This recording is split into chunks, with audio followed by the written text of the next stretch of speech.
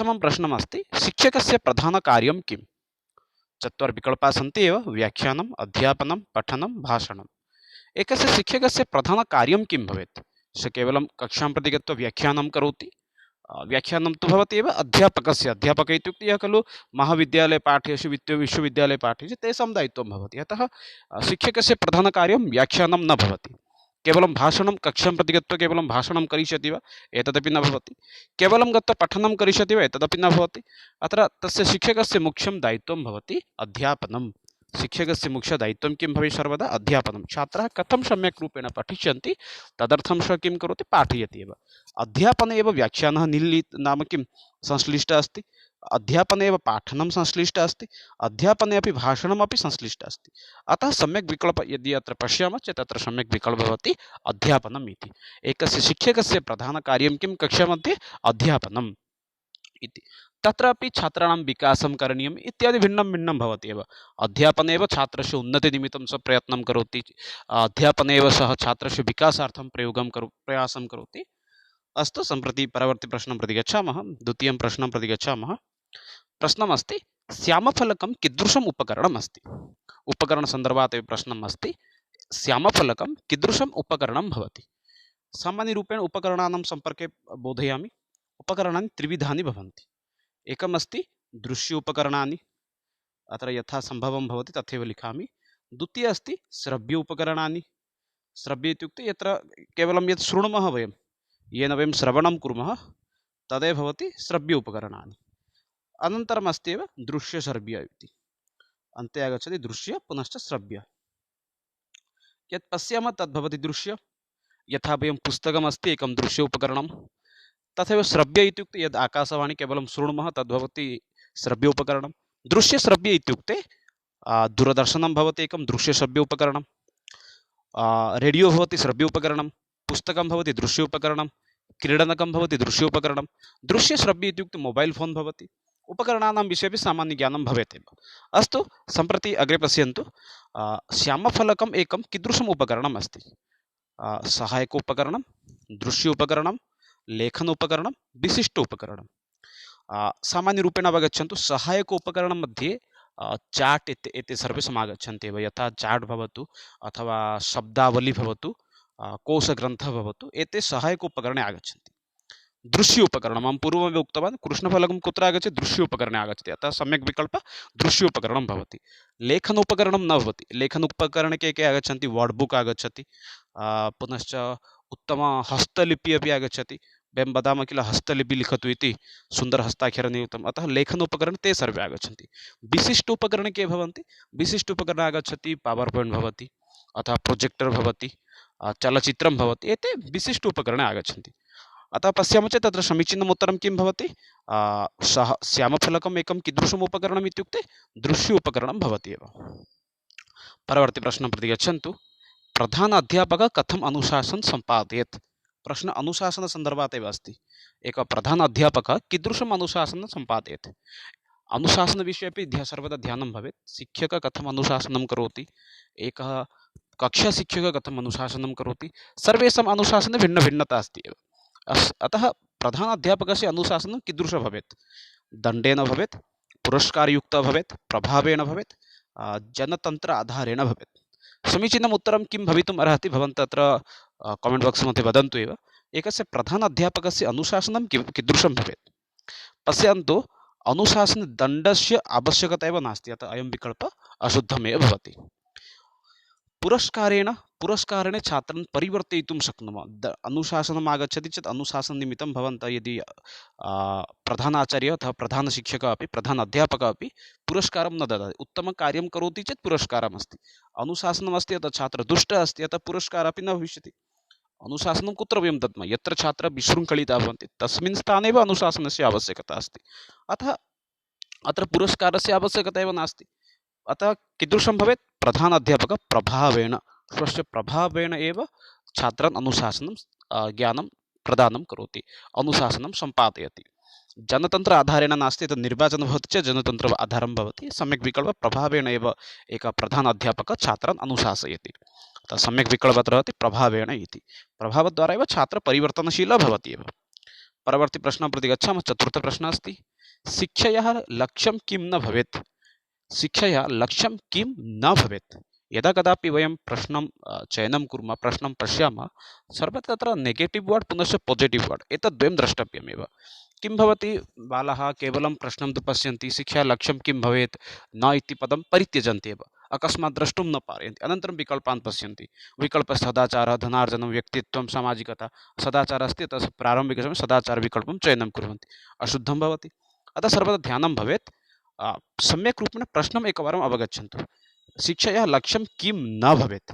अतः प्रारम्भिकसमये शिक्षा लक्ष्यं किं किम् अस्ति एकवारं पश्यन्तु। सदाचार आवश्यकता अस्ति शिक्षाक्षेत्रे, व्यक्तित्वस्य विकासे तदपि आवश्यकम् अस्ति, सामाजिकता अपि आवश्यकम् अस्ति। किन्तु शिक्षायाः अस्माकं शिक्षादानस्य लक्ष्यं किं न भवेत्, धन उपार्जनं न भवेत्। अतः अत्र सम्यक् विकल्पः भवति धनार्जनम् इति। शिक्षा लक्ष्यं किं न भवेत्, धनार्जनं न भवेत्। पुरुषार्थचतुष्टयप्राप्तिः एव प्राचीनकाले अस्माकं लक्ष्यम् आसीत् शिक्षायाः। प्राचीनकाले शिक्षा लक्ष्यं किम् आसीत्, पुरुषार्थचतुष्टयप्राप्तिः। किन्तु इदानीन्तनजनानां किम् अभवत्, शिक्षाग्रहणं कुर्वन्ति, उच्चपदवीं प्राप्नुवन्ति, अनन्तरं धनं लुण्ठनं कुर्वन्ति। इत्युक्ते तत् न वक्तव्यमेव, यत्किमपि धनानां चोरीकार्यं भवति। अतः इदानीन्तनलक्ष्यं किम् अभवत्, धनार्जनं। किन्तु शिक्षालक्ष्यं किं न भवेत्, धनार्जनं न भवेत्, सदाचारः भवेत्, व्यक्तित्वस्य विकासः भवेत्, सामाजिकता अपि भवेत्। परवर्ती प्रश्नं प्रति गच्छामः। विद्यालयस्य भवनं कीदृशं स्यात्। अस्माकं विद्यालयस्य भवनं कीदृशं भवेत् एव, सुन्दरं, शैक्षिकपरिवेशयुक्तम्, उन्नतं, विशालं। समीचीनम् उत्तरं किं भवितुमर्हति, भवन्तः वक्तुं शक्नुवन्ति एव। विद्यालयस्य भवनं कीदृशं भवेत् अथवा कीदृशं स्यात्। इदानीं भवन्तः यदि विद्यालयस्य भवनानि पश्यन्ति, यत् खलु पञ्चवर्षात् पूर्वं विद्यालयस्य भवनानि, इदानीन्तनविद्यालयस्य भवनानि मध्ये प्रभेदं पश्यन्ति चेत् बहु प्रभेदं भवति। इदानीन्तनविद्यालयस्य भवनानि बहु अत्यन्तसुन्दराणि भवन्ति एव। भवनानि अत्यन्त आकर्षकं, चित्ताकर्षकं भवति, दृष्टयोग्यं भवति। किन्तु तत्र शिक्षणस्य परिवेशः न भवति। अतः सर्वदा तत्र ध्यानं अस्माकं भवेत्। अस्माकं विद्यालयस्य भवनं कीदृशं भवेत्, शैक्षिकयुक्तं भवेत्। अतः साम्प्रतिकसमये अस्माकम् उत्कले अपि, केवलम् उत्कले इति न, भवन्तः देहलीं प्रति अपि गन्तुं शक्नुवन्ति। देहलीप्रदेशे अपि शिक्षाक्षेत्रे बहु परिवर्तनं जातं। तत्र ते शैक्षिकपरिवेशयुक्तं भवनानां निर्माणं कृतवन्तः, परिवेशः अपि तथैव निर्माणं कृतवन्तः, येन शिक्षाक्षेत्रे तत्र बहु परिवर्तनं भवति। छात्राः निजी विद्यालय अपेक्षया सर्वकारीयविद्यालये पठितुम् इच्छन्ति एव। शिक्षकाः उन्नतः शिक्षकाः, उत्तमः शिक्षकाः, प्रशिक्षितशिक्षकाः, उत्तमपरिवेशः अपि अस्ति। अतः विद्यालयस्य भवनं कीदृशं भवेत्, सर्वदा शैक्षिकयुक्तं, शिक्षणयुक्तमेव भवेत् एव। परवर्ती प्रश्नं प्रति गच्छन्तु। दूरदर्शनं शिक्षणाय उपयुज्यते। दूरदर्शनं शिक्षणक्षेत्रे कीदृश उपकरणरूपेण प्रयुज्यते एव, अनौपचारिकतया, उन्नतस्तरे, माध्यमिकस्तरे, प्राथमिकस्तरे। दूरदर्शनं शिक्षाक्षेत्रे कस्मिन् क्षेत्रे व्यवहारं भवति। पश्यन्तु, अनौपचारिक इति शब्दम् आगच्छति। अस्माकं किं भवति, शिक्षा त्रिविधं भवति, शिक्षा प्रकारत्रयं भवति। एकं भवति औपचारिकशिक्षा, एकवारं बोधयामि। अत्र औपचारिकशिक्षा भवति, अनन्तरं भवति अनौपचारिक, परवर्ती समये अस्ति निरूपचारिक, अनन्तरम् अस्ति निरूपचारिक। अत्र भवन्तः न पश्यन्तु तथा, यतोहि अत्र लेखने कदाचित् समस्या भवति एव। औपचारिकशिक्षा भवति, अनौपचारिकशिक्षा भवति, पुनश्च निरूपचारिकशिक्षा भवति। अतः दूरदर्शनशिक्षणाय, दूरदर्शनविषये शिक्षा प्रदानस्य अथवा दूरदर्शनद्वारा शिक्षणं कस्मिन् क्षेत्रे प्रयुज्यते इति अत्र प्रश्नं करोति एव। समीचीनम् उत्तरं किं भवति, भवन्तः वक्तुम् अर्हन्ति एव। दूरदर्शनं शिक्षणाय किमर्थं प्रयुज्यते इति। अत्र पश्यामः चेत् उन्नतस्तरे एव, यत्र सर्वव्यवस्था अस्ति तस्मिन् स्तरे एव दूरदर्शनं शिक्षाक्षेत्रे एव उपयुज्यते एव। परवर्ती प्रश्नं प्रति गच्छामः। भारतस्य राजभाषा का अस्ति। पूर्वं यदा अहम् एतत् प्रश्नं लिखितवान् तत्र राष्ट्रभाषा इति आसीत् एव, किन्तु एतत् अवगच्छन्तु एव, भारतस्य राष्ट्रभाषा किमपि नास्ति। जनाः वदन्ति भारतस्य राष्ट्रभाषा हिन्दी हिन्दी हिन्दी, किन्तु भवन्तः अस्माकं संविधानं पश्यन्तु, तत्र साक्षात् उल्लिखितम् अस्ति। तत्र लिखितं भवति 351 मध्ये एव, प्रायः मम स्मरणे न आगच्छति, 354 यावत् मम स्मरणे अस्ति। 355 तः आरभ्य 351 पर्यन्तं प्रायः भारतस्य भाषाणां विषये भारतीयभाषाणां विषये उल्लिखितः अस्ति। तत्रैव उल्लिखितः भवति यत् भारतस्य राष्ट्रभाषा कापि नास्ति, भारतस्य राष्ट्रखेल किमपि न भवति। भारते सर्वासां भाषाणां कृते समानरूपेण सन्मानं भवति, अतः भारतस्य राष्ट्रभाषा किमपि नास्ति। किन्तु तत्र सहायकभाषारूपेण अथवा राजभाषारूपेण हिन्दीभाषा भवति, अतः भारतस्य राजभाषा का भवति, हिन्दी भवति। प्रश्नः कदाचित् भवितुम् अर्हति, संशयः नास्ति तत्र। ये प्रश्नकर्तारः सन्ति ते तु प्रश्नं स्थापयन्ति एव। भारतस्य राजभाषा का अस्ति, भारतस्य राजभाषा हिन्दी अस्ति। अतः एतत् अवगच्छन्तु एव, भारतस्य कापि राष्ट्रभाषा नास्ति एव। भारते देशे भारते एकं सार्वभौमिकराष्ट्रं भवति, अत्र सर्वेषां धर्माणां कृते समानसन्मानम् अस्ति। तद्वदेव भारते या कापि भाषा सन्ति, सर्वासां भाषाणां कृते समानसन्मानम् अस्ति। अतः भारतस्य राष्ट्रभाषा कापि नास्ति, भारतस्य राजभाषा भवति हिन्दी। साहायिकराजभाषा का अस्ति, साहायिकराजभाषा भवति इङ्ग्लिश् एव। अस्तु, परित्यजामः एतत्। कस्मिन् अनुच्छेदे उल्लिखितः अस्ति इत्युक्ते 345 तः, क्षम्यतां 54 अभवत्, 345 तः समाधृत्य एव 351 पर्यन्तम् एव भारतीयभाषाणां विषये, पुनश्च तत्रापि हिन्दीभाषाविषये अपि उल्लिखितः अस्ति एव। परवर्ती प्रश्नः, आङ्ग्लभाषां भवति साहायिकीराजभाषा, तमिळ्भाषा भवति शास्त्रीयभाषा, संस्कृतभाषा भवति शास्त्रीयभाषा एव। अग्रे गच्छामः परवर्ती प्रश्नं प्रति। परवर्ती अष्टमः प्रश्नः अस्ति, कामेश्वरसिंह दरभङ्ग कामेश्वरसंस्कृतविश्वविद्यालयः कुत्र अस्ति? उत्तरमपि अहम् उक्तवान् एव तस्मिन् स्थाने एव। कामेश्वरसिंह संस्कृतविश्वविद्यालयः कुत्र अस्ति? चत्वारः विकल्पाः सन्ति, नागपुरं, दरभङ्गा, कल्हाडी, जयपुरं। समीचीनम् उत्तरं ये जानन्ति वक्तुम् अर्हन्ति एव। अत्र समीचीनम् उत्तरं भवति कामेश्वरसिंह संस्कृतविश्वविद्यालय दरभङ्गा। एतस्य सम्पूर्णं नाम भवति कामेश्वरसिंह संस्कृत विश्वविद्यालय दरभङ्गा। प्रदेशं भवति, राज्यं भवति बिहारम् इति। अत्र राज्यं भवति बिहारप्रदेशे एव कामेश्वरसिंह दरभङ्गा संस्कृतविश्वविद्यालयः भवति अस्ति एव। तद्वदेव नागपुर मध्ये किमस्ति? कविकुलगुरु कालिदास संस्कृतविश्वविद्यालयः एव वर्तते। तत्र एव नागपुरे रामटेक् इति अस्ति। नागपुरे यद् भवति तस्य पूर्णम् इदानीं स्मरणे न आगच्छति। कविकुलगुरु कालिदास संस्कृतविश्वविद्यालयः नागपुरं रामटेक् इति तत्र अन्ते अपि उल्लिखितः भवति एव। कल्हाडी एतत्तु आदिशङ्कराचार्यस्य एव जन्मतीर्थं स्थानं भवति, केरल अस्ति एव। महाराष्ट्रे अस्ति कविकुलगुरु कालिदास संस्कृतविश्वविद्यालयः रामटेक् नागपुर। तथैव जयपुरे संस्कृतस्य केन्द्रीयसंस्कृतविश्वविद्यालयस्य एकं परिसरः अस्ति, जयपुर परिसरः इति। पुनश्च जगद्गुरु रामानुजाचार्य संस्कृतविश्वविद्यालयः अपि तत्र वर्तते एव। एकवारं पुनश्च प्रसिद्धस्थानेषु विद्यमान परिसराणां नामानि विश्वविद्यालयानां विषये वदामि।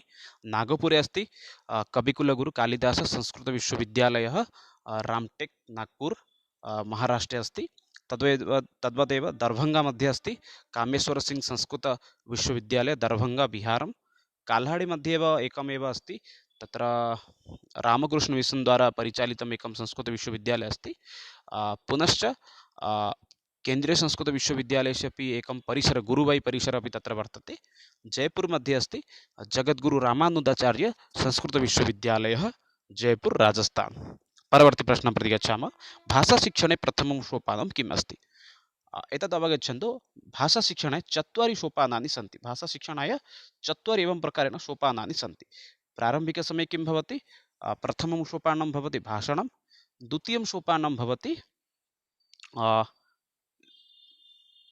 क्षम्यतां भाषणमिति मया प्रारम्भिकसमये उक्तवान्, प्रथमं सोपानम् इति। प्रथमं सोपानं भवति श्रवणं। प्रथमं सोपानं किं भवति? श्रवणं। पुनश्च एकवारम् अत्र सम्यक्तया उल्लिखयामि एव। प्रथमं सोपानं किम् अस्ति? श्रवणमेव। तदैव द्वितीयं सोपानं किं भवति? भाषणं। तृतीयं सोपानं भवति पठनं। चतुर्थं सोपानं भवति लेखनमेव। एवं प्रकारेण 4 सोपानानि सन्ति एव। एकवारं पुनश्च अत्र, यतोहि अत्र समीपे एव उल्लिखितः अस्ति अतः लिखामि। प्रथमं सोपानं भवति श्रवणं, द्वितीयं भवति भाषणं, तृतीय अस्ति एव वाचनं तु नास्ति एव, वाचनं भाषणं समानम् एव भवति। तृतीय भवति पठनं, तृतीयं सोपानं भवति पठनं, चतुर्थं सोपानं भवति लेखनम्। अतः प्रश्नस्य समीचीनम् उत्तरम् अत्र किं भवितुमर्हति? भाषाशिक्षणे प्रथमं सोपानं किं भवति श्रवणमेव भाषाशिक्षणस्य प्रथमं सोपानं भवति श्रवणं प्रश्न कदाचित् भवितुम् अर्हति चतुर्थं सोपानं किम् अस्ति तृतीयं सोपानं किम् अस्ति द्वितीयं सोपानं किम् अस्ति तद्वदेव भवन्तः अपि अग्रे अपि लेखितुं शक्नुवन्ति एव परवर्ती प्रश्नः अस्ति मनुष्य कथं शिक्ष्यते एकः मनुष्यः कथं शिक्षाग्रहणं करोति इति प्रश्नं करोति एव चत्वारविकल्पाः सन्ति पश्यन्तु एव प्रयत्नेन अध्ययनेन अनुभवेन पठनेन पश्यामः चेत् एकः मनुष्यः अथवा एकः जीवः संसारे सर्वदा अनुभवेनैव शिक्षाग्रहणं करोति अनुभवद्वारा एव बहु शिक्षां सः प्राप्नोति एव पुस्तकं पठित्वा तु शिक्षां प्राप्नोति एव न तु तत्र संशयः भवति तथापि एकः मनुष्यः अधिकशिक्षा कुतः प्राप्नोति इत्युक्ते अनुभवद्वारा एव सः अधिकं शिक्षां प्राप्नोति एव सम्यक् विकल्पः अत्र भवति अनुभवेन इति प्रयत्नं कृत्वा अपि प्राप्नोति अत्रापि संशयः नास्ति अध्ययनेन अपि प्राप्नोति अत्रापि संशयः नास्ति पठनेन अपि प्राप्नोति अत्रापि संशयः नास्ति किन्तु अधिकः शिक्षा कुतः प्राप्नोति अनुभवेन यथा बाल्यकाले एक उदाहरणम् अत्र एकं स्थापयामि एव बहूनां संशयः भवति कथम् अनुभवद्वारा प्राप्नोति इति तदर्थमेव स्थापयामि बहु बालाः किं कुर्वन्ति ज्वलितः काष्ठखण्डः भवति एव ज्वलितकाष्ठखण्डं दृष्ट्वा ते तं स्पर्शं कर्तुं गच्छन्ति ते तस्मिन् विषये न पठितवन्तः न अध्ययनं कृतवन्तः इदानीं तं गत्वा एव किं स्पर्शं कुर्वन्ति इदानीं यदा ज्वलितकाष्ठखण्डः अस्ति स्पर्शं करोति चेत् हस्तः ज्वलति एव तत्र घातः भवति अनन्तरं सः किं करोति तत्र अग्रे सः कदापि ज्वलितकाष्ठखण्डं न स्पर्शं करोति अतः सम्यक् विकल्पः किं भवति अनुभवेन अनुभवद्वारा एव सः बहु किमपि एव शिक्षां प्राप्नोति एव परवर्ती प्रश्नं प्रति गच्छामः प्राथमिकस्तरे अध्ययनं केन माध्यमेन स्यात् प्राथमिकस्तरे अस्माकम् अध्ययनं कया भाषया भवेत् एव प्राथमिकस्तरे इत्युक्ते शिक्षाक्षेत्रस्य स्तरान् अपि अवगच्छन्तु प्राथमिक इत्युक्ते कक्षा प्रथमितः पञ्चमी पर्यन्तं षष्ठीतः अष्टमी पर्यन्तं भवति माध्यमिक पुनश्च अनन्तरम् अस्ति नवमीतः द्वादशपर्यन्तं कुत्रचित् दशमीपर्यन्तं भवति तद्भवति उच्चमाध्यमिकम् इति अतः अत्र प्रश्नं करोति कक्षा प्रथमतः पञ्चमी कक्षापर्यन्तं कया भाषया पाठनीयम् इत्युक्ते प्राथमिकस्तरे कया भाषया पाठनीयम् इति प्रश्नं करोति एव अत्र सम्यक् उत्तरं भवति मातृभाषाद्वारा भवन्तः द्रष्टुं शक्नुवन्ति लघु लघु बालाः सन्ति तदा ते यदा विद्यालयं गच्छन्ति तस्मिन् समये कया भाषया व्यवहारः अधिकाधिकः भवति मातृभाषया व्यवहारः अधिकः भवति अतः सम्यक् उत्तरम् अत्र किं भवितुं शक्नोति एव मातृभाषाद्वारा एव राष्ट्रभाषाद्वारा तु न भवति एव यत्र उत्तरप्रदेशे तेषां मातृभाषा हिन्दी अस्ति अतः हिन्दीभाषा तत्र प्रचलति एव आङ्ग्लभाषया प्रयोगः आङ्ग्लविद्यालयेषु भवति तेषां मातृभाषा तत्र आङ्ग्लभाषा अस्ति संस्कृतं गुरुकुलेषु भवति एव अतः सम्यक् विकल्पः अत्र किम् अस्ति मातृभाषा यस्य मातृभाषा या अस्ति तत्र तया भाषा एव जनः अथवा शिक्षकः पाठयन्ति छात्रान् एव परवर्ती प्रश्नं प्रति गच्छामः बालकस्य प्रथमकक्षायाः प्रवेशः कस्मिन् वयसि भवति एकस्य बालकस्य शिशुः एव विद्यालये प्रवेशः कस्मिन् वयसि भवेत् एव एतस्मिन् विषये केवलं मनोवैज्ञानिकानां मतमस्ति इति नास्ति एतस्मिन् विषये अपि यः अस्माकं भवन्ति NCF अस्ति NCF 2005 मध्ये उल्लिखितः अस्ति एव विद्यालये एव बालस्य प्रवेशकालः कः भवेत् इति अतः तस्मिन् विषये अपि ध्यानं नाम प्रदानं करणीयमेव बालकस्य प्रथमकक्षायां प्रवेशः कस्मिन् वयसि भवेत् समुचित उत्तरम् अत्र भवति एव 5 वयसि इति क्षम्यतां बालकस्य प्रथमकक्षायां प्रवेशः कस्मिन् वयसि भवेत् इत्युक्ते 5 वयसि एव यदा तस्य वयः 5 वर्ष अभवत् तस्मिन् समये भवन्तः तं बालकम् एव कक्षा प्रथममध्ये प्रवेष्टुमेव शक्नुवन्ति एव परवर्ती प्रश्नं प्रति गच्छामः अत्यन्तं महत्त्वपूर्णः प्रश्नमस्ति मित्राणि तिरुपतिस्थ केन्द्रीय संस्कृतविश्वविद्यालयस्य कुलपति सम्प्रति कः अस्ति तिरुपतिस्थ केन्द्रीय संस्कृतविश्वविद्यालयस्य कुलपति कः अस्ति अत्र प्रश्नं करोति एव NSR ताताचार्यः हरिकृष्णशतपथि KE गोविन्दं प्रोफेसर् राधाकान्त ठाकुर् समीचीनम् उत्तरं किं भवितुम् अर्हति भवन्तः वक्तुम् अर्हन्ति एव प्रायतः ये केपि तत्रस्थे परिचर्याः सन्ति ते तु निश्चयेन सम्यक् उत्तरं वक्तुं शक्नुवन्ति तथापि तिरुपतिस्थ केन्द्रीयसंस्कृतविश्वविद्यालयस्य यः कुलपति वर्तन्ते ते भवन्ति प्रोफेसर् राधाकान्त ठाकुर् महोदयः नवनियुक्ताः सन्ति प्रोफेसर् राधाकान्त ठाकुर् महोदयः प्रोफेसर् राधाकान्त ठाकुर् वर्याः एव भवन्ति तिरुपतिस्थ केन्द्रीयसंस्कृतविश्वविद्यालयस्य कुलपति कदाचित् तिरुपतिस्थाने यदि लाल् बहादुर् शास्त्री केन्द्रीयसंस्कृतविश्वविद्यालयस्य कुलपति कः इति प्रश्नम् आगच्छति चेत् तत्र किं लेखनीयं तत्र लेखनीयमस्ति। यथा अत्र प्रोफेसर् राधाकान्त ठाकुर् वर्याः सन्ति तथैव तत्रापि मुरली मनोहर पाठक महोदय, तत्र लाल् बहादुर् शास्त्री परिसरस्य कः अस्ति, मुरली, अत्र लेखने कदाचित् समस्या भवति एव, मुरली मनोहर पाठक महोदयः, मुरली मनोहर पाठक, इमे वर्याः भवन्ति एव लाल् बहादुर् शास्त्री परिसरस्य एव कुलपतयः। परवर्ती सन्ति एव तद्वदेव केन्द्रीयसंस्कृतविश्वविद्यालय नवदेहली, एतस्य कः अस्ति एव कुलपति, एतदपि प्रश्नः कदाचित् भवितुम् अर्हति। अतः तत्र लिखितुम् अर्हन्ति एव प्रोफेसर् श्रीनिवास वार्खेडी, प्रोफेसर् श्रीनिवास वार्खेडी महोदयः भवन्ति एव केन्द्रीयसंस्कृतविश्वविद्यालय नवदेहल्या एव कुलपतयः एव। अतः एतेषां विषये एव सामान्यरूपेण ज्ञानं भवेत् एव, आवश्यकम् अत्यन्तं भवति एव। तिरुपतिस्थ केन्द्रीयसंस्कृतविश्वविद्यालयस्य कुलपति कः, प्रोफेसर् राधाकान्त ठाकुर्। लाल् बहादुर् शास्त्री केन्द्रीयसंस्कृतविश्वविद्यालयस्य कुलपति कः, प्रोफेसर् मुरली मनोहर पाठक। पुनश्च केन्द्रीयसंस्कृतविश्वविद्यालय नवदेहल्याः कः कुलपति इत्युक्ते प्रोफेसर् श्रीनिवास वार्खेडी। अग्रे परवर्ती प्रश्नं प्रति गच्छामः। मनोविज्ञानस्य शिक्षायाम् अस्ति नास्ति वक्तुं न शक्यते प्रायशः। मनोविज्ञानम् अस्माकं शिक्षाक्षेत्रे अस्ति अथवा नास्ति इति सामान्यं प्रश्नमस्ति। पश्यामः चेत् तत्र समीचीनं विकल्पः भवति मनोविज्ञानम् अस्माकं शिक्षाक्षेत्रे अस्ति इति। परवर्ती प्रश्नं प्रति गच्छामः। 15 प्रश्नः अस्ति। इस्लामिक् काले शिक्षायाः मुख्य उद्देश्यं किम् आसीत्? यथा भवन्तः जानन्ति एव, प्राचीनकाले भारते सनातनधर्मः आसीत्, हिन्दुधर्मः आसीत्। तस्मिन् समये अस्माकं भारतस्य गुरुकुलपरम्परा आसीत्। तस्मिन् समये अस्माकं लक्ष्यं किम् आसीत्? शिक्षा लक्ष्यम् आसीत् पुरुषार्थचतुष्टयप्राप्तिः। तस्मिन् समये अस्माकं लक्ष्यम् आसीत् पुरुषार्थचतुष्टय, पुरुषार्थचतुष्टय एव अस्माकं प्राप्तिः एव अस्माकं लक्ष्यम् आसीत्। पुरुषार्थचतुष्टयं, पुरुषार्थचतुष्टयं प्राप्तिः एव अस्माकं लक्ष्यम् आसीत्। तद्वदेव यद् इस्लामिक् जनाः आगतवन्तः तस्मिन् समये अस्माकं लक्ष्यं किम् अभवत्? शिक्षायाः मुख्य उद्देश्यं किम् अभवत् एव? अत्र प्रायः भवन्तः द्रष्टुम् अर्हन्ति समानरूपेण अपि विकल्पाः सन्ति। चतुर्वर्गफलप्राप्तिः, एतदेव भवति पुरुषार्थचतुष्टयं, धर्मप्रचार, मोक्षप्राप्तिः, कैवल्यज्ञानं। पश्यामः चेत् अत्र समीचीनं विकल्पं भवति। केवलं तस्मिन् समये इति न, इस्लामिक् शिक्षायाः प्रमुखम् उद्देश्यं भवति धर्मप्रचारः इति। तेषां मुख्य उद्देश्यं किम् अस्ति? धर्मस्य प्रचारः, धर्मस्य तेषां इस्लामिक् धर्मस्य कथं प्रचारः अधिकरूपेण भविष्यन्ति, कथम् अधिकाधिकजनाः परिवर्तनशीलाः भविष्यन्ति, एतत् सर्वमेव तेषामेव लक्ष्यं भवति। मोक्षप्राप्तिः, कैवल्यप्राप्तिः एव चतुर्वर्गफलप्राप्तिमध्ये अन्तर्नीताः सन्ति एव। मोक्षप्राप्तिः भवतु अथवा कैवल्यप्राप्तिः भवतु, एतत् सर्वमेव तत्रैव संश्लिष्टाः सन्ति। किन्तु इस्लामिक् जनानां मुख्यं लक्ष्यं किम् आसीत्? धर्मप्रचारः इति। परवर्ती प्रश्नं प्रति गच्छामः। उपसम्पादकार अनन्तरम् इत्युक्ते उपनयनकर्मात् परम्, उपनयनकर्मात् अनन्तरं के नाम्ना सम्बोध्यते? एकः बालः उपनयनसंस्कारात् परं केन नाम्ना सह सम्बन्धितः भवति एव? ब्रह्मचारी, श्रमणः, भिक्षुः, सन्यासी। पश्यामः चेत् तत्र समीचीनम् उत्तरं भवति उपनयनसंस्कारात् परं सः बालः ब्रह्मचारी नाम्ना एव उच्यते स्म। परवर्ती प्रश्नं प्रति गच्छामः।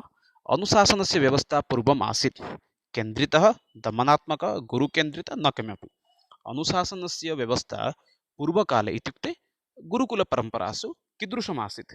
केन्द्रितः, दमनात्मकः, गुरुकेन्द्रितः, न किमपि? पश्यामः चेत् अत्र समीचीनम् उत्तरं भवति एव गुरुकेन्द्रितः आसीत्। अनुशासनपूर्वमपि अस्माकं शिक्षाव्यवस्था कस्य अधीने आसीत्? गुरुकेन्द्रितः आसीत् एव। गुरुनियमानुगुणान् पालयित्वा एव वयं शिक्षणं कुर्मः स्म एव। अतः अनुशासनस्य व्यवस्था कस्य अधीने आसीत्? कस्य अनुगुणम् आसीत्? गुरुकेन्द्रितः एव आसीत् एव। परवर्ती प्रश्नं प्रति गच्छामः। आङ्ग्लशासनकालात् अस्य आयोगस्य नियुक्तिः अभूत्। आङ्ग्लशासनकालात् प्रश्नम् अवगच्छन्तु एव, आङ्ग्लशासनस्य अनन्तरमेव कस्य आयोगस्य नियुक्तिः भवति एव? एते चत्वारः आयोगाः भवन्तः द्रष्टुम् अर्हन्ति एव। माध्यमिक शिक्षा आयोगः, कोठरी आयोगः, भारतीय आयोगः, शिक्षा आयोगः, भारतीय शिक्षा आयोगः, शिक्षा आयोगः, एते सर्वे भवन्ति एव आङ्ग्लशासनकालात् परमेव नियुक्तिः भवति। शिक्षा आयोगः यद् अस्ति एतदेव आङ्ग्लशासकानां समये एव आगच्छति। अन्यथा अन्य त्रयः एव आङ्ग्लशासनकालात् एव परमेव आगच्छति। किन्तु शासनकालात् अनन्तरमेव कः साक्षात् आगच्छति चेत् तत्र समीचीनं विकल्पं भवति एव माध्यमिकशिक्षा आयोगः। अत्र समीचीनम् उत्तरं भवति माध्यमिकशिक्षा आयोगः। माध्यमिकशिक्षा आयोगस्य एव साक्षात् एव आङ्ग्लशासकाः गच्छन्ति 1947 तमवर्षे, तदनन्तरमेव 1954 तमवर्षे 52 अथवा 54 तमवर्षे एव एतस्य आयोगस्य एव आगमनं भवति एव। सामान्यरूपेण इतोपि किञ्चित् स्पष्टताम् एतस्मिन् विषये करोमि। माध्यमिकशिक्षा आयोगस्य अन्यनाम किम् अस्ति एतेषां विषये अपि सामान्यरूपेण ज्ञानं भवेत् एव। एतस्य अन्यनाम भवति मुदालियर् आयोग इति। क्षम्यताम्, माध्यमिकशिक्षा आयोगस्य अन्यनाम भवति मुदालियर् आयोग इति। मुदालियर् आयोग एतस्य यतोहि एतस्य संस्थायाः मुख्यम् आसीत् एव मुदालियर् महोदयः, तस्य नाम्ना एव एतस्य संस्थायाः नाम भवति मुदालियर् इति। एतस्य संस्थायाः स्थापनं कदा भवति इत्युक्ते 1952, अहं तत् 54 इति उक्तवान्, 1952 मध्ये एव एतस्याः संस्थायाः निर्माणं भवति एव। परवर्ती प्रश्नं प्रति गच्छामः। कदाचित् प्रश्नः यदि आगच्छति चेत् आङ्ग्लशासनकाले कस्य आयोगस्य नियुक्तिः अभवत् इत्युक्ते शिक्षा आयोगस्य। परवर्ती प्रश्नं प्रति गच्छामः। हण्टर् कमिशन् कदा भारते सङ्घटितं? हण्टर् कमिशन् जानन्ति एव। हण्टर् कमिशन् इत्यस्य भारते कदा सङ्घटितं जातं? पश्यामः चेत् तत्र समीचीनं विकल्पं भवति। हण्टर् कमिशन् इत्यस्य निर्माणं भवति 1982-83 तमवर्षे, क्षम्यताम् 1882-83 तमवर्षे एव एतस्य हण्टर् कमिशन् इत्यस्य एव निर्माणं भवति एव। तत्र दिनाङ्कः अपि किञ्चित् स्मरणे स्थापयन्तु। 3 एप्रिल्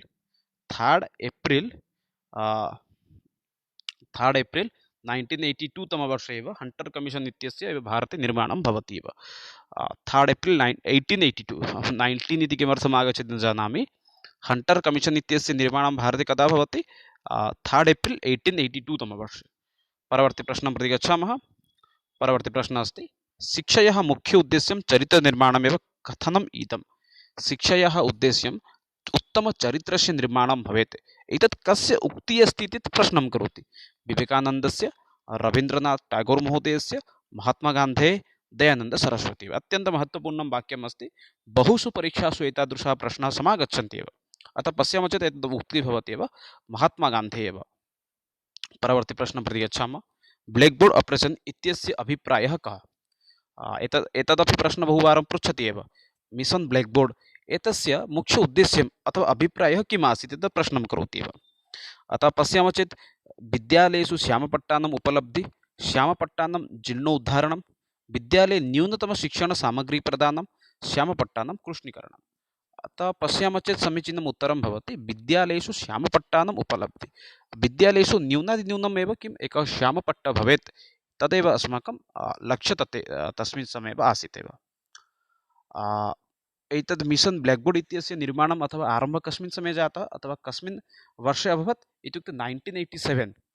मिशन् ब्लैक्बोर्ड् एतस्य आरम्भः कदा भवति इत्युक्ते 1987 तमवर्षे एव एतस्य आरम्भः भवति एव। अतः समीचीनविकल्पः अत्र भवति 1987। मिशन् ब्लैक्बोर्ड् कदा भवति? 1987 तमवर्षे एव। एतस्य लक्ष्यं किम् आसीत्? विद्यालयेषु श्यामपट्टानम् उपलब्धिः इति। परवर्ती प्रश्नः अस्ति, एतेषु अयं प्रकृतिवादस्य प्रवर्तकः, एतेषु कः भवति प्रकृतिवादस्य प्रवर्तकः? समीचीनम् उत्तरं भवति रुषः एव। रुषः भवति प्रकृतिवादी। परवर्ती प्रश्नः अस्ति, कक्षायां छात्रेषु सहयोगभावनायाः विकासार्थम् अध्यापकेन कर्तव्यं। छात्राणां सहायता भवेत्, शिक्षाक्षेत्रे सहयोगभावना भवेत् अथवा सहयोगभावनायाः विकासः भवेत्, तदर्थम् अध्यापकस्य किं कर्तव्यं? पाठ्येतरक्रियाणां समायोजनं, खानागुणं पाठप्रवर्धनं, सामाजिकतया प्रशासनम् अथवा आदर्शचरित्राणां व्याख्यानम्। एकस्य सहयोगभावना विकासार्थं छात्राणां सहयोगभावना विकासं भवतु, तदर्थं शिक्षकस्य किं कार्यं करणीयमेव। पाठ्येतरक्रियाकलापां करिष्यति, पाठ्येतरक्रियाकलापः करोति चेत् छात्रस्य सूक्ष्ममोटोर्कौशलस्य विकासं भवति, अतः एतद् न भवति। खानानुगुणं भोजनानुगुणं पाठप्रवर्धनम् एतदपि न भवति। सामाजिकतया प्रशासनं, सामाजिकदृष्ट्या अपि प्रशासनं करोति चेत् अपि न भवति, अतः सम्यक् विकल्पः अत्र आदर्शचरित्राणां व्याख्यानम्। आदर्शचरित्राणां विषये यदि सः व्याख्यानं करोति, बोधयति चेत् छात्राणां किं भवति?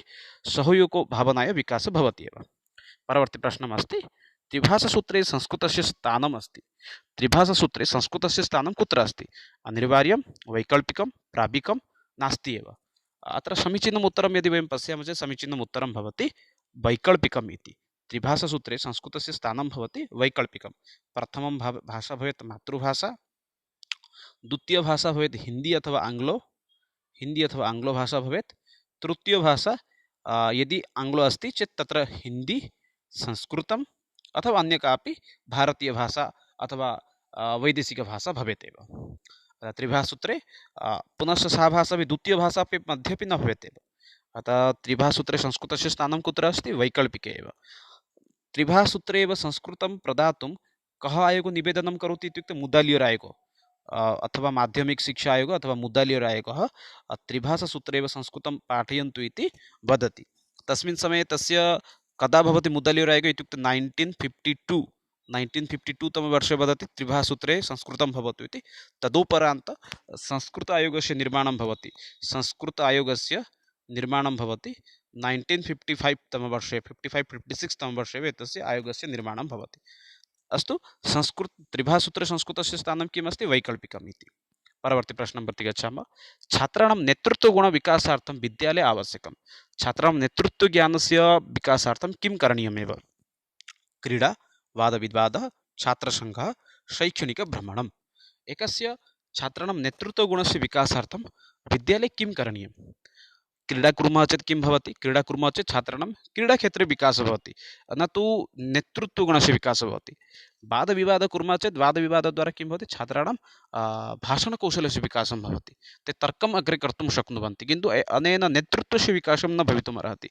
अतः किं तत्र भवितुमर्हति? छात्रसङ्घ, छात्रप्रतिनिधि, कक्षाप्रमुखः, पुनश्च कक्षासह प्रमुखः, सभापति, उपसभापति, कक्षायाः सभापतिः अस्ति, उपसभापतिः अस्ति, पुनश्च कश्चन भोजनमन्त्रस्य प्रमुखः भवति, कश्चन शिशुसभायाः प्रमुखः भवति। अतः छात्रसङ्घस्य निर्माणं करणीयं।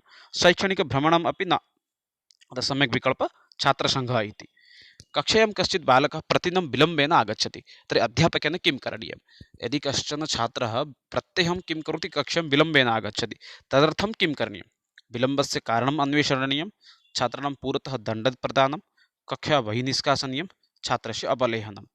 अत्र पश्यामः चेत् सम्यक् उत्तरमेव भवतां पुरस्तात् एव भवति एव, किन्तु भवतस्य विपरीतमेव। वयं किं पश्यामः? यदि कश्चन छात्रः विलम्बेन कक्षां प्रति आगच्छति तर्हि अन्येषां छात्राणां पुरतः तस्य कृते शिक्षकः दण्डप्रदानं कुर्वन्ति, किन्तु एतद् न कर्तव्यं। कश्चन छात्रः विलम्बेन आगच्छति चेत् तत्र किं भवति? तं बहिर्निष्कासनं कुर्वन्ति, एतदपि न करणीयं। छात्रस्य अवलेहनं, छात्रस्य बहुरूपेण एव तस्य पुष्टिकरणीयम्, एतदपि न करणीयम्। अतः सम्यक् किं भवति? विलम्बस्य कारणम् अन्वेषणीयं। कदाचित् सः आगमनकाले मार्गे कुत्रचित् अपतद् वा, कदाचित् विलम्बस्य कारणं किमपि भिन्नं भवेत् एव, कारणात् एव सः विलम्बेन आगच्छति एव। अतः तस्य सर्वदा कारणस्य प्रारम्भिकसमये अन्वेषणं करणीयं। किमर्थं सः विलम्बेन आगच्छति तत् कारणं प्रारम्भिकसमये ज्ञातव्यमेव। परवर्ती प्रश्नं प्रति गच्छामः। बालकस्य प्रथमशिक्षकः कः भवति? अत्यन्तं महत्त्वपूर्णः प्रश्नः अस्ति, बहुवारमपि परीक्षासु आगच्छति एव। बालकस्य प्रथमशिक्षकः कः भवति? समीचीनं विकल्पं भवति माता। बालकस्य अथवा शिशोः प्रथमशिक्षकं भवति माता एव। परवर्ती समये पिता भवति, अनन्तरं परिवारः आगच्छति, पुनश्च समाजः आगच्छति, किन्तु प्रारम्भिकसमये प्रथमशिक्षकः कः अस्ति इत्युक्ते माता भवति। परवर्ती प्रश्नं प्रति गच्छामः। अनुशासनहीनतायाः प्रमुखं कारणं किम्? एकम् अनुशासनहीनतायाः प्रमुखं कारणं किं? कक्षामध्ये किमर्थम् अनुशासनं भवति? अयोग्य अध्यापकः, कक्षायाः प्रतिकूलवातावरणं, छात्राणाम् असन्तोषः, शिक्षणसामग्रीणाम् अभावः। मूलरूपेण पश्यामः चेत् तत्र तु चत्वारविकल्पः एव सम्यक् भवति एव। तथापि एतेषु चतुर्षु विकल्पेषु समुचितविकल्पः कः भवति चेत् तत्र अयोग्य अध्यापकः। यदि अध्यापकः एव योग्यः न भवति चेत् कक्षा सर्वदा किं भवति? अनुशासनहीनता भवति।